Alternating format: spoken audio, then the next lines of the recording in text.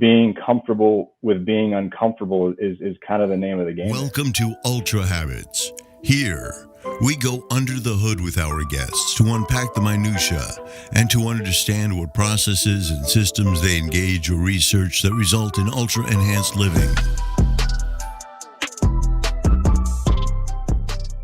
Justin, welcome to the Ultrahabits podcast. The sun is just coming up here in Melbourne, Australia. I believe it's evening the day before. So welcome from the next day down here, down under.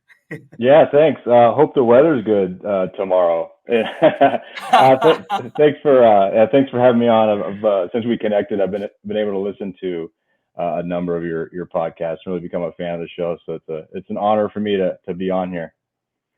Yeah, it's really kind of strange. So I've become through the podcast, I've built a lot of relationships with people within the military, ex-military, and I've become part of this group of ex-military people, but I'm like the only non-military person. So sometimes I feel like a bit of an imposter, but it just seems like we have a lot of ex-military on the show. And obviously that does make sense because we're all about structure and habits and discipline. And I came across you, I think on LinkedIn, and I just liked the range of your background, and we're gonna unpack that. I mean, there's a lot going on there, but let's talk about a post I actually saw on LinkedIn the other day. You compared being a Green Beret and some of those qualities required to do so, very similar to being an entrepreneur. Can you unpack that? Yeah, happy to. So, my background the last 10 years of my career was as a Green Beret. And, I'd always had it in my head that maybe being an entrepreneur was going to be for me and being a business owner. And we can get into all that and what me and my wife are getting ready to do. But, as we start the business and we're still, very much in the beginning phase of this, I really started to recognize there are a lot of things between the Army Special Forces community, the Green Berets, as far as kind of an entrepreneurial spirit of that community and what entrepreneurs do. Willingness to kind of jump out there. I mean, at some point you just jump out there, very little support. Sometimes you don't fully know what you're getting into. But you do it because you have a vision, and you believe in yourself and you believe in your team to get you through that vision.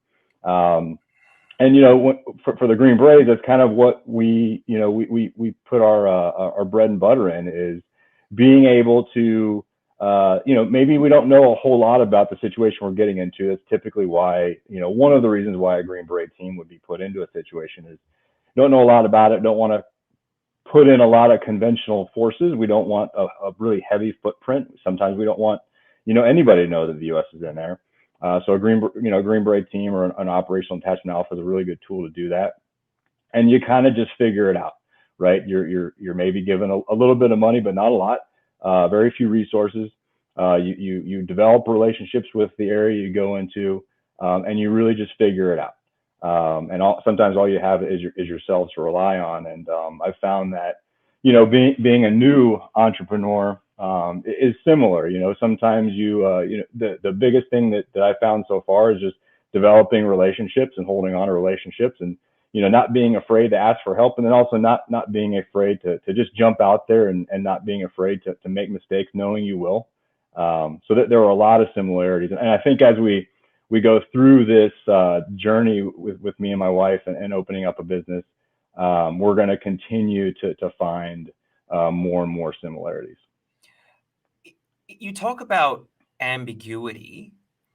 How does, or what do you learn in the Green Berets that enable you to manage ambiguous environments? And the reason I ask that is I look at the business that I'm in, or any number of businesses I've been in, and I find when there's ambiguity, people either get paralyzed or they get impulsive and they just start to move. Like, movement makes us feel like we're progressing, whereas it could create chaos. Like, how did you guys learn to manage ambiguity? Was it a process? Was it a lot of a behavioral? Did you guys have to discipline yourself? Like, what was the makeup there?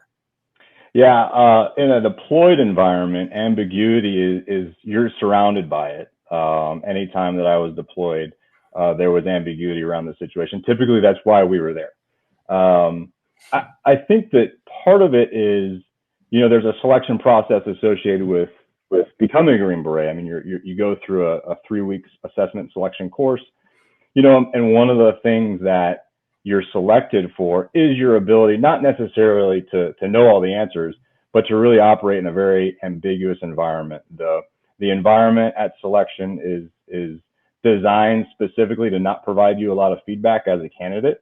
And so I think that part of there's nothing really taught to the individual Green Berets or the teams about operating in an ambiguous environment, but I think you're really selected for that kind of trait. And there's no secret sauce associated with it. I mean, being comfortable with being uncomfortable is kind of the name of the game there. Just, your willingness to really look at a situation. Typically speaking, when you're in an ambiguous situation, you have the time to take a pause, right? A lot of people don't recognize that. A lot of people think, just like you said, I got to start moving, or I'm going to be paralyzed and hope this just goes away. I think the people that certainly I was with in the community and continue to see, kind of in the entrepreneurial space, is their willingness, their knowledge that I can take a pause. When I was with the Green Beret, sometimes you're being shot at, so you don't necessarily. You take care of that, but typically those last minutes, a period of minutes where you can solve that problem, and then you can kind of get to a position where you can take a pause and you can assess.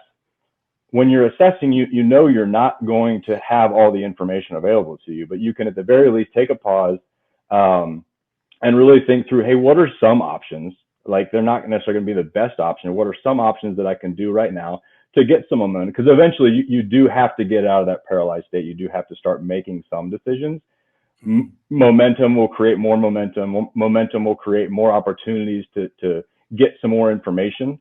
And so eventually you're going to get in the right track. And kind of a long way of saying, for the Green Beret side, I really think that they do a really good job of selecting guys and now gals that are really good at just understanding that I have options, and I'm going to get myself to a point where I can really think through this next step, and then I'm going to start making momentum.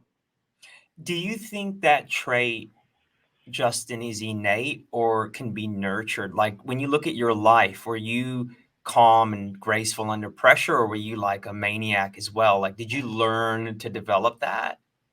I did, yeah. Growing up, I don't think that, I think that 13-year-old Justin would be shocked that he became a Green Beret. 41, almost 42-year-old Justin is sometimes shocked he became a Green Beret.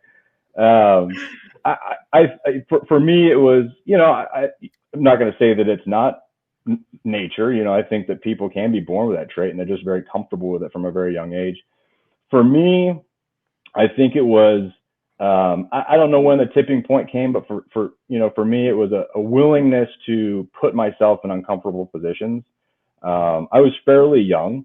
I graduated high school at 17. I joined the Army when I was 17. That was the first kind of uncomfortable position I put myself in. And then, just the willingness to jump into, things like becoming an infantry officer and going to Special Forces Assessment Selection, and, being willing to not to accept the fact that failure is a potential. But if I fail, I'm still right where I started. But best case is I succeed, and I'm now moving on a different path. So for me, it was the willingness to put myself out there, to not be overly concerned about failure, knowing that failure was going to be inevitable. And when you put yourself in more and more uncomfortable situations and positions, you're always going to feel uncomfortable with being uncomfortable. A Green Beret, will be the first to tell you that being uncomfortable, sometimes it sucks, right? But if you're willing to put yourself out, eventually you're going to become comfortable with being uncomfortable, and then you're going to be comfortable with making decisions in those types of environments. You build up the illustrative examples to yourself that you've been through this level of ambiguity before, and you start to have more trust in your decision-making process, or things will unfold the way that they do, but you have confidence in your ability to cope. Now, one of the things that you also talked about when you related your experience as a Green Beret to entrepreneurship is an unyielding belief that you're going to make it, right? And you're going to succeed. My question is, how, as a Green Beret or any kind of elite military operation, I would imagine you'd have to adopt that kind of mindset. But how do you overlay that with practicality? I guess what I'm asking is, how do you ensure you're not blinded by your grandiose around the the unwillingness to fail, and you're going to keep going? Like, how do you make sure that it's not grounded in irrationality, and that there's some there's some factual kind of reasoning behind that? Yeah. Best answer I can give you is you don't do anything alone. The Green Berets and the larger special operations community is smaller, and we typically work in smaller teams. An operational attachment alpha for the Green Berets is 12 people, 12 men or 12 men or women. And in those positions where you're trying to make a good decision, and there's different routes to go. Sometimes some can be more bold and audacious than others. You really rely on your mates to help you think through. For me, as a commander of an operational attachment alpha, I was ultimately responsible for making the final decision. I never once made a decision single-handedly. If I had 15 seconds to call my second in command and my senior non-commissioned officer and have a very quick chat about here's a few things that are going on, here's some options we had, I always did it. Never was I in a position where I had to make a call or a decision for my team where I couldn't get the counsel, again, even if it was just for a few seconds, get the counsel of those guys. And typically that's how we get ourselves from, or we save ourselves from getting into too much trouble. Because there's a lot of opportunity to make the wrong call, make the bold move that we think maybe is going to, finish this operation quicker or get us to an end state quicker. And typically, you have your mates to really lean on in those situations. I'd love to tell you that I have just this innate ability to analyze a decision, appropriately and always make the right one. But the reality is I'm human. All Green Berets are human. All special operators are human. And when it comes to decision making, we rely on each other to help come up with the best decision possible. Within the special operations community, when you look at the individuals that make up those teams, are they like really good athletes? Or is there a combination of like, what's typically the demographic of elite soldiers? Yeah. Well, I can tell you that there's at least one non-athlete in there was at least one non-athlete in the Green Berets, because I was one. I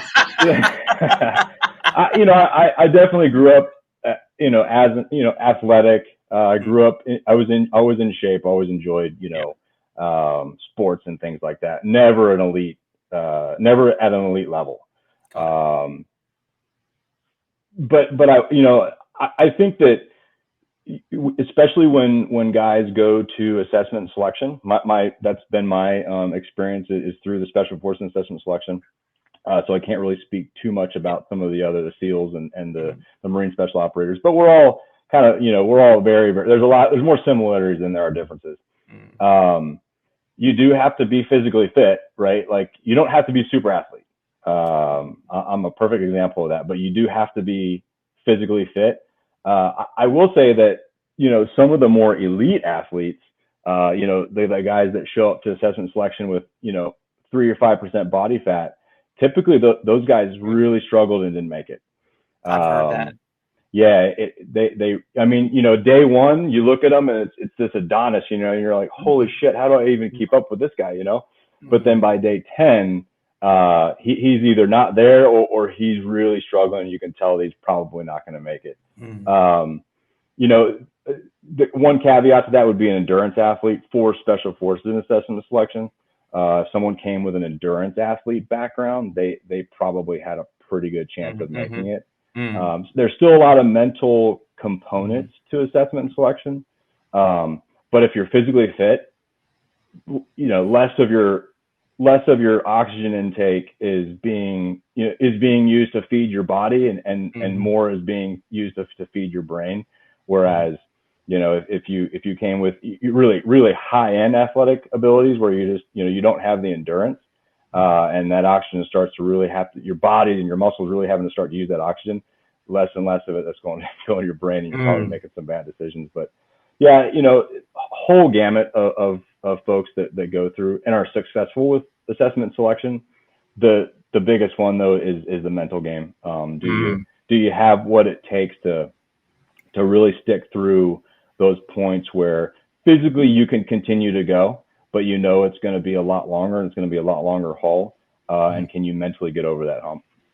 Yeah, look, it's something quite talked about now in the business community. I think in the 90s or early 2000s, everyone was talking about EQ, but now people are talking about the adversity quotient, right? So your ability to be resilient and adaptable within complex situations, whether that is physically demanding, emotionally, mentally, or even spiritually demanding, however you want to define it, that typically is where the competitive advantage lies. So we'll pivot the conversation now to your journey into and out of the military. So somehow you ended up at Yale. So you went from being born in Travis Air Force Base, close to where I grew up. So I'm from Vallejo, and you end up in the military and you become a Green Beret, and so you're kind of like Rambo at this point in time, and then you decide that you're going to flex some more and become an Ivy League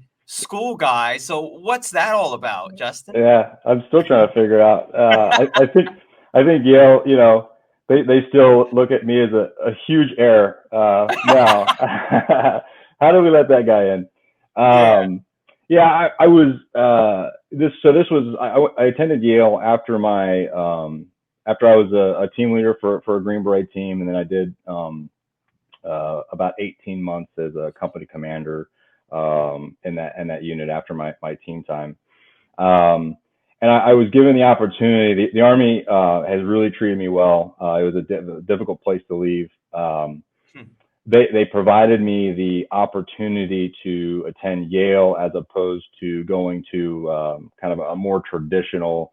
It's key and developmental, or the program. When you hit the certain rank that I was at, you have to go away for kind of a formalized schooling. And there's a formal school that the Army likes to send folks to, but every once in a while they'll offer the opportunity to a few of us to do. Was that a private?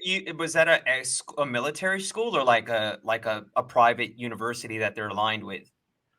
This particular one was it was a broadening program. So Yale's obviously Yale's a private school. So instead of going to the Command and General Staff College where the majority of my peers went, the Army allowed me to go to Yale for 2 years. It was a privately funded scholarship by a gentleman that helps fund a lot of the other programs, some of the programs at West Point and things like that. So I applied for the program, got in, was petrified that I was going to be the only award recipient that wasn't going to get into a school. So I applied to 7 graduate programs, which was a terrible idea.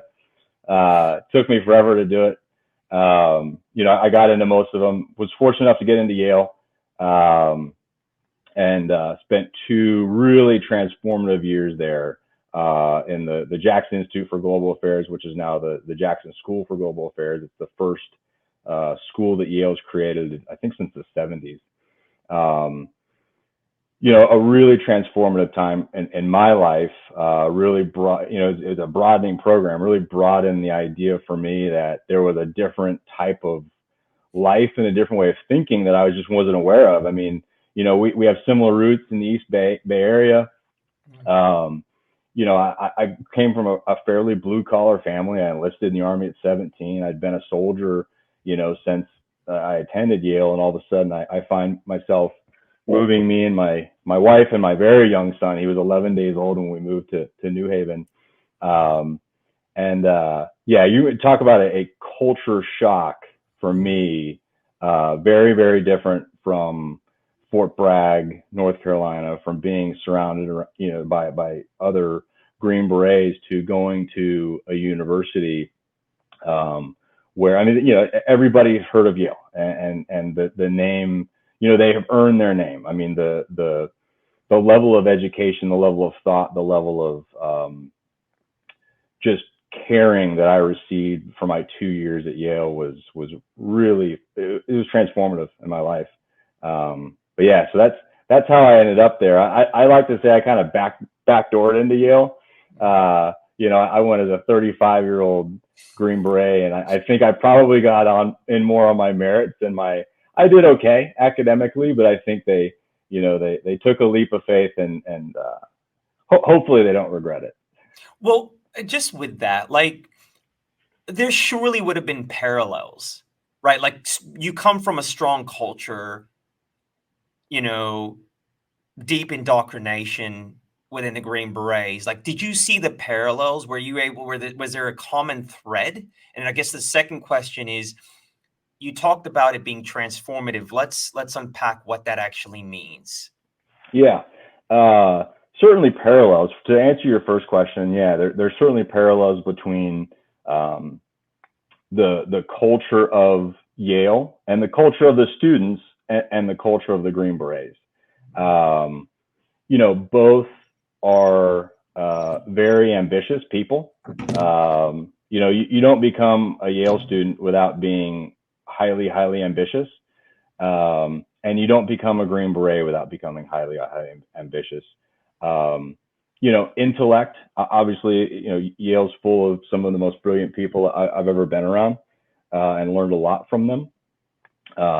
The Green Berets, same thing. I mean, the level of intellect that I observed both on my team and then with the people that I commanded later was just, it always shocked me at how thoughtful Green Berets were, when they were getting ready for a mission. I mean, these are guys that spend just hours, days, months focused on getting ready for a mission, getting ready to deploy, and they never leave a stone unturned. They never leave a detail left untouched.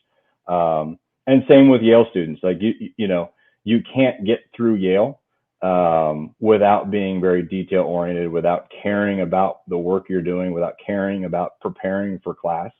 And so very, very dissimilar organizations, dissimilar functions, but the people that make up the two organizations are really, there's more similarities there than I think we probably. Question, Justin, with this. Do you, and this is a mad generalization, do you think that it would be easier for a Green Beret to complete a Yale degree, or an elite or a highly functioning Yale student to become a Green Beret? Oof, that's a tough question. I think both are capable of either. That's a tough question. But I'm going to give you an answer because I feel like I should. And it's not a perfect science. It's not. Yeah. I think that a Yale student would probably have a more difficult time becoming a Green Beret, not because they're not capable of it. Certainly intellectually they're capable of it. Certainly physically, most of them are capable of either, maybe not at the particular time they're going to Yale, but they have the discipline to get ready physically to become a Green Beret. I think it just comes down to, you really have to want to be a Green Beret to become a Green Beret. And most of the kids at Yale have a ton of options. That's not to say that I haven't seen great students from Yale become Green Berets. In fact, I've been mentoring one in particular, and hopefully he's getting ready to head on out to basic training. Yale grad, Yale undergrad, getting ready to go to basic training to become a Green Beret. But to become a Green Beret, you really got to want to become a Green Beret. And I can't genuinely say that there's a lot of Yale students that want to become Green Berets, just because they have a ton of options available to them. So you talked about the process being transformative. How does a person that's been a Green Beret, that's probably experienced so many crucibles, you'd be internally aware, you'd be really aware of your operating system and operating within kind of an optimized mindset? Like, how does something like Yale transform a Green Beret? Yeah, it's a great question. The transformative experience for me was exposure to really high-end critical thought. I certainly as a Green Beret, I always thought through things critically, but at the end of the day, I was a soldier. At the end of the day, I took orders. I put a lot of thought into how I was going to execute those orders. But the Army is a fantastic organization. It's a great place, and it provides you a venue for critical thought. But you're rewarded for action. You're rewarded for getting a mission and then achieving that mission and then getting ready for the next mission. At Yale, the level of critical thought there was shocking to me, as far as the type of critical thought that you're expected to produce. And critical thought in the sense of not just reading the particular set of readings that you were going to do for class that day, but coming to class with your own opinion about what you were going to be discussing, your own opinion about what you thought the solutions were. That for me was transformative, because not that I hadn't been given the opportunity to provide my own thought, but really the level of thought that Yale expects you to the critical thought that Yale expects you to think at, and they expect you to bring your own thoughts to the problem. They don't want to hear what you read. They want to hear your arguments about it. Does having an opinion as a Green Beret, is that a liability? Could that be a liability? No. In fact, the Green Berets are part of the culture of the Green Berets is everybody comes to the table with their own opinion and their own thoughts. Green Berets are some of the most opinionated soldiers I don't mean so much in the team component. I mean more of, let's say you're doing something that you may not necessarily agree with. Could you repeat the question? So I guess what I'm saying is, sometimes as a soldier, I would imagine you may have to do things that you may have a view on, right? Like, you may have a political view. Different members of the teams have different political views. And I guess what I'm asking is, in many ways, you may need to kind of set that aside and not have too strong of opinion, I would assume, to get the job done sometimes, right? Yeah. So, everybody has their own, Green Berets are all different, come from all different walks of life, all different thoughts. One thing we don't really discuss much of is politics. Just the community and the environment doesn't lend itself to that, but we all have our own opinions. So having opinions is good, and it's encouraged to have your own opinions. But as long as if you're conducting an operation, you're getting ready to conduct a mission, as long as what you're doing isn't unethical, immoral, or illegal, and the order that you're given to do that isn't unethical, illegal, or immoral, your opinion of whether we should or shouldn't be doing this it can be a liability if you allow it to get in the way of completing the mission. I've never run into that kind of situation. Yeah. Guys, that's part of the culture. Guys know, That's like, right. I may not necessarily agree with what we're getting ready to do, but hey, I got it. Let's go do it. Yeah. So, but so to answer your question, it could be a liability if someone allowed it to interfere with mission accomplishment. But I never ran into that. It's just part of the culture of mission focused, mission oriented, team focused, team oriented, and we're going to get the job done.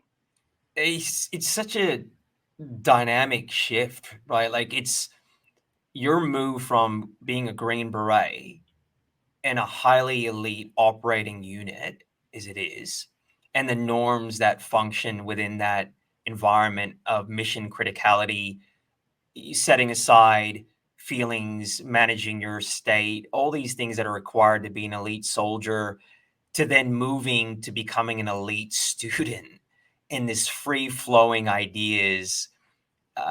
Like, and as to your earlier point, now you're like having to critically think, and people are asking for your own interpretation of things. How did you take to that? Initially, slowly. My first my first class at Yale was it was one of those moments where I thought, oh shit, am I out of my element here? Right. And it was one of the first moments I'd had in my adult life. Wow. This was after, going through special forces assessment selection, going through the qualification course, which is a year and a half long, going through combat. Right. I always felt very, very comfortable. There were moments of being uncomfortable, but very comfortable with being uncomfortable. My first class at Yale, it was, we had read Thucydides, right? And we were going to go in and discuss Thucydides in the Peloponnesian War. And so I read that book. I think I read it twice, right? Because if you've ever read Thucydides and the Peloponnesian War, it's a difficult read. But you read it, and I read it from a perspective of a Green Beret. And we went into class. It was an hour and a half long class. And the level of thought and detail that some of the, not just graduate students, but undergraduate students, 19, 20-year-old students, and the way they were able to interpret some of the lessons that Thucydides was trying to teach in there was mind boggling. So for me, that was my light moment of okay, this place requires a different level of thought than I've been forced to apply in the past. Not that I wasn't capable of doing it. I had just never been forced to think at that level. So fortunately, Yale was a fantastic place. I had a number of mentors and some of the more senior professors probably look at me and see the lost look in my eyes and pulled me over the side and said, hey, we're gonna help you get through this. And so they helped me really they really helped me explore myself what I was capable of academically. Mm-hmm. I'd say it took me a good semester though to really get my feet under me. But you would have been a bit of a rock star though, surely, right? Being a Green Beret, like they're probably looking at you the same way you're looking at them. Yeah. And I it's funny. We'd taken a microeconomics test. And the then director of the Jackson Institute, now the dean of the Jackson School, I bombed this test. I mean, I bombed this test. And so, I'm sitting there, I go home and I tell my wife, like, oh, I just failed this test. I don't know how this is going to turn out, And I get home and I turn on my email and there's an email from the director. And he said, hey, you didn't do so well on the test.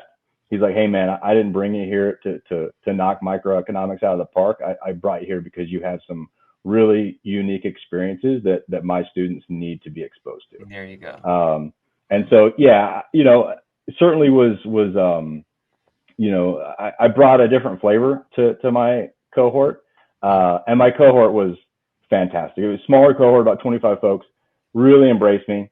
We came from all different walks of life. I was the only, military, one of a few military guys in there, but a very unique background. And they all really, really embraced me. And then, realized like, okay, this dude also needs help in micro. So we're gonna, yeah, we're gonna help him out in micro. We're gonna get him through it. Microeconomics was when I did my MBA. I had done some fluffy subjects, and then I did micro, and it was actually the class was taught by an ex-Australian Army guy who was almost Aspergerish, and he told me later on he taught to the highest student, so he brought everyone up. So he basically taught really quickly, and it was very difficult, but you just had to figure it out.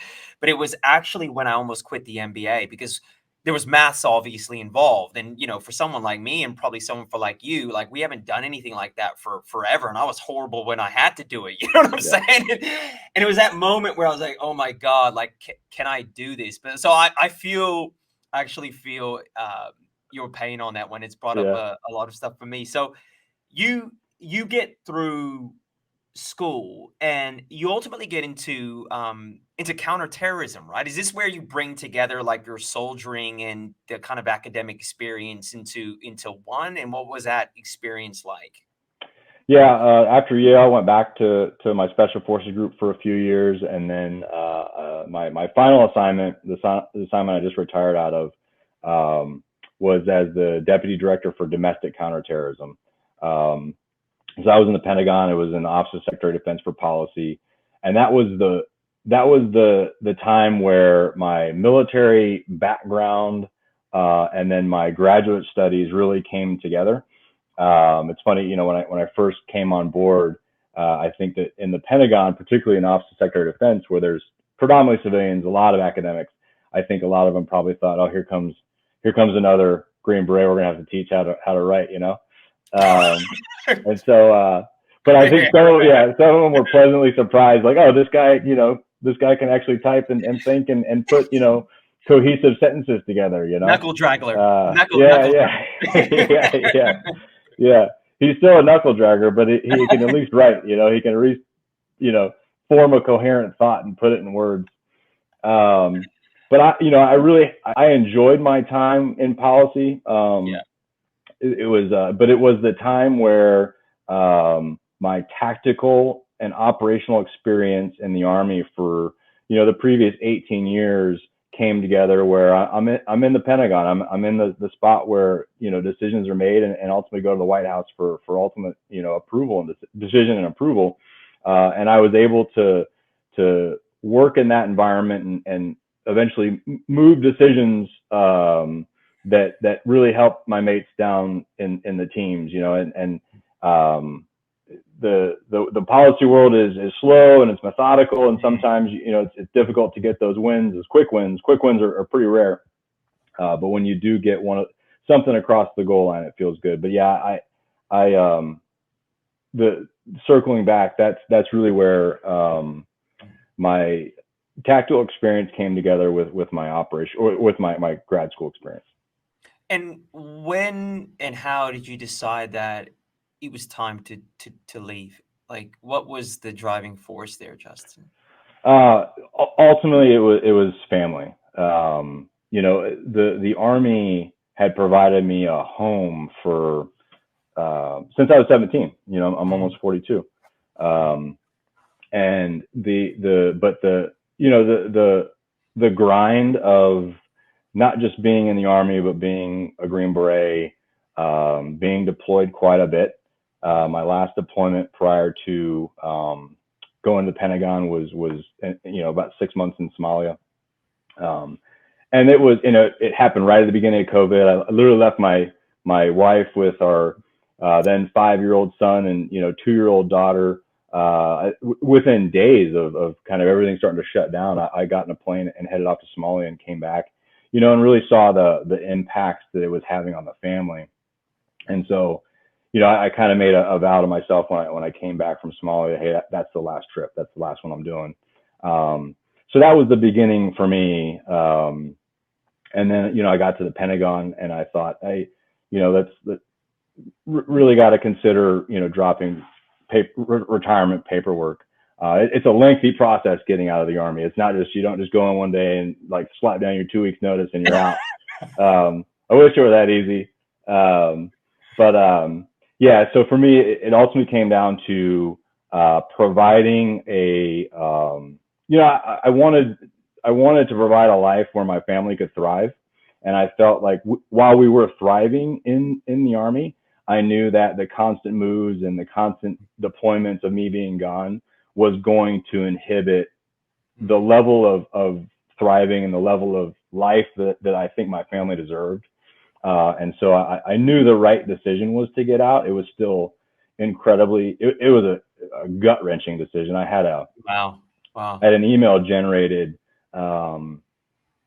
with all the attachments that you send an email to your what we call a branch manager. He's the guy that kind of manages you and your career at the rank you're at. And I had an email generated with all the appropriate attachments and all the appropriate letters. And I probably had that thing in the drafts in the draft box for about 3 weeks.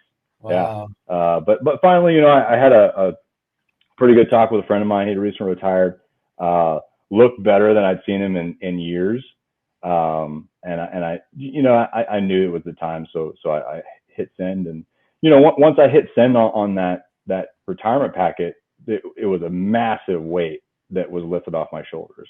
And from that day, it was about a year ago, when I submitted the paperwork till now, there hasn't been a day where I thought, did I make the right decision, or did I make the wrong decision? That, I've known in the back of my head since I made that decision that it was the right one.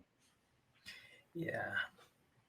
Yeah. You talk about elements of like the high performing family, and it's challenging when your performance and what drives you doesn't necessarily align with the outcomes that are best for the family. And I think you made the right decision. And I think a lot of people, a lot of men particularly, bury their heads in the sand and just, it'll work out. Maybe it won't, maybe it will.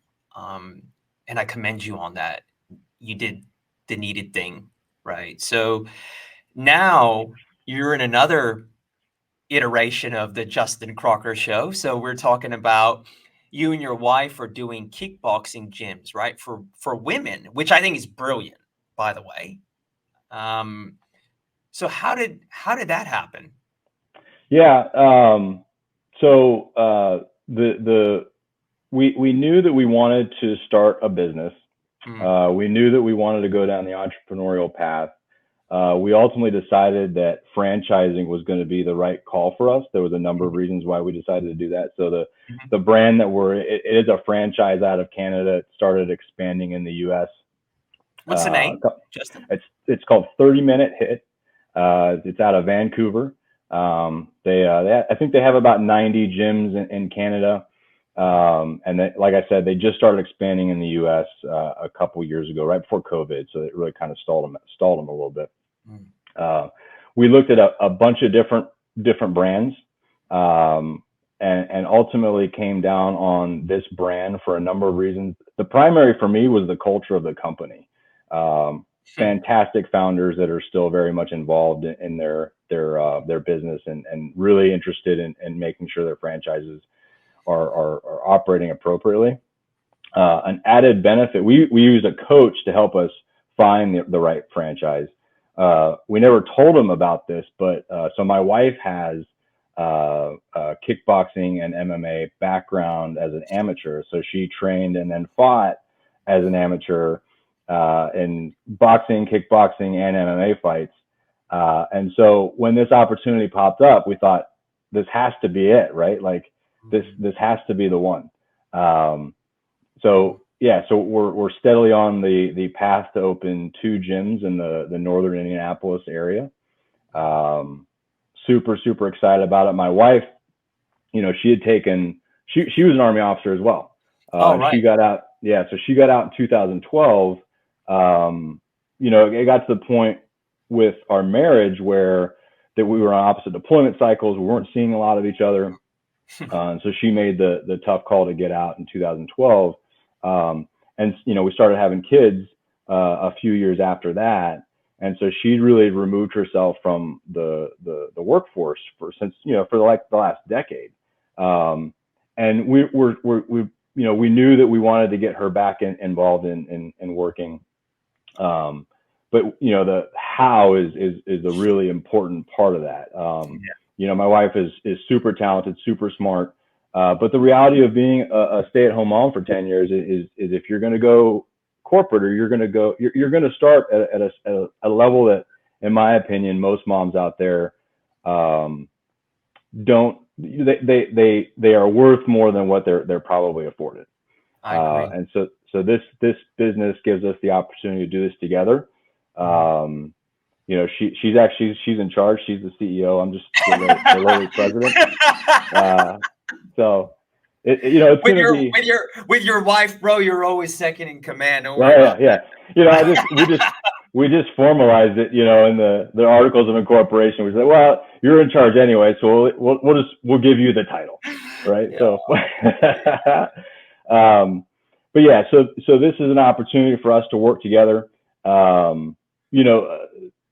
Provide a lifestyle for our family that is unique, right? Like, part of business ownership is, we're going to be working hard, but it's going to be on our terms. We're going to a lot more burden sharing with taking the kids to school, picking them up. I want to be able to pick the kids up from school on a random Wednesday and go have ice cream. Things like that. So we're really excited about what the future holds for us. A lot of unknowns, a lot of work left to do. But we shifted my thought shifted from kind of going back to the decision to be an entrepreneur. When we moved to DC and I was in the Pentagon, I was convinced that the DC life and the policy life or the corporate life was the road I was going down, right?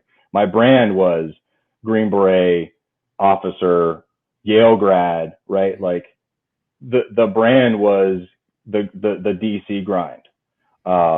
And there were a few, days in the Pentagon where I thought, man, I'm not sure if this is the right move for the family. And this is after we'd even decided to get out.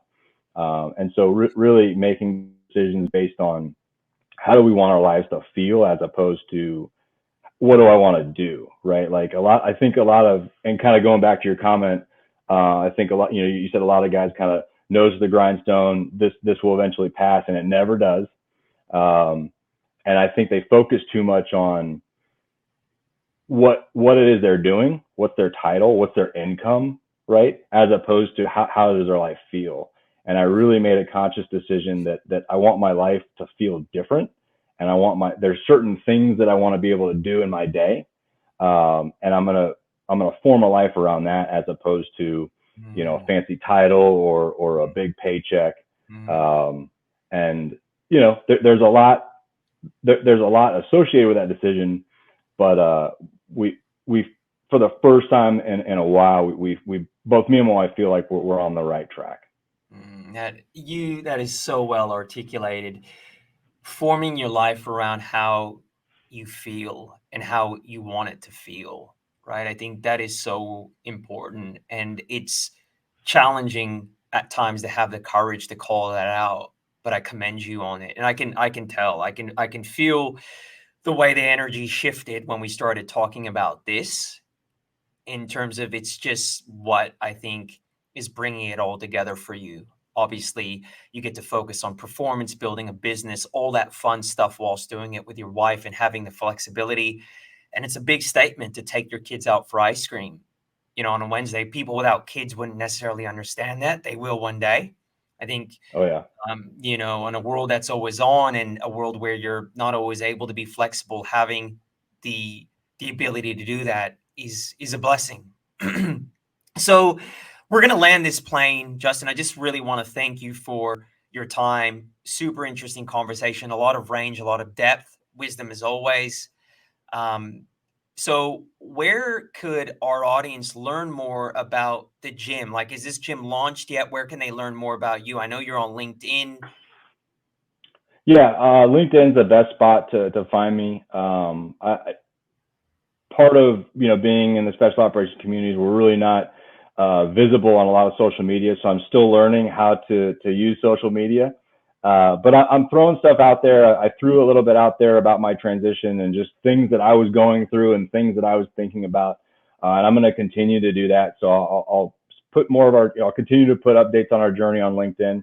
Our website for the gym30minutehit.com isn't necessarily up yet. But be looking out for it. And if you're in the northern Indianapolis area and you're a woman and you want to punch things, look at that. You can punch Justin. yeah. I'm already a punching bag at home. I'll be one at work too.